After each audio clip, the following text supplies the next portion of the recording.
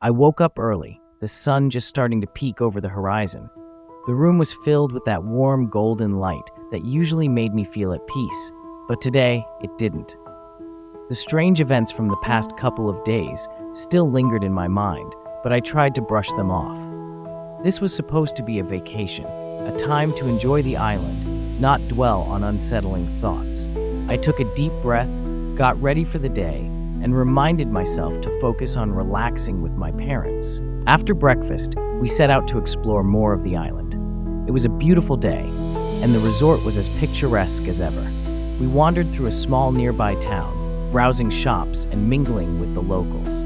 Everything seemed normal, yet a sense of unease followed me. As we passed an old newspaper stand, something caught my eye. The headlines seemed wrong, mentioning world events that didn't align with what I remembered.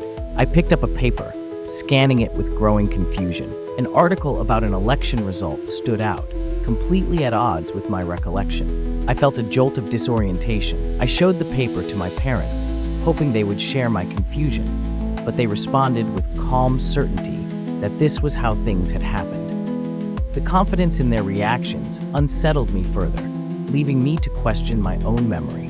Trying to push the discomfort aside, I returned the paper and attempted to enjoy the day, though my mind kept circling back to the discrepancies. Later, we took a break at a quiet cafe nestled away from the island's busier areas. While my parents chatted, I struck up a conversation with a local who seemed knowledgeable about the island's history and culture.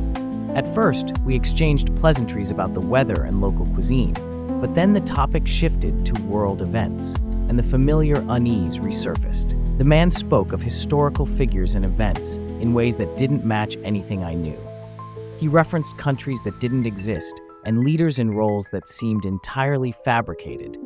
A chill ran through me as I listened, feeling increasingly alienated. I tried to redirect the conversation, hoping to find some common ground, but each of his responses only deepened the chasm between my understanding and his version of reality. He spoke with such casual confidence, as if these alternate histories were unquestionable facts.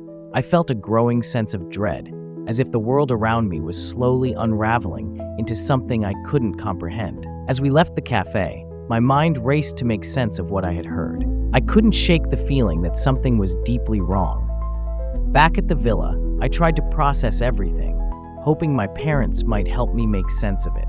Instead, they remained unfazed, attributing my concerns to stress and suggesting I needed to relax. Their tranquility only heightened my anxiety,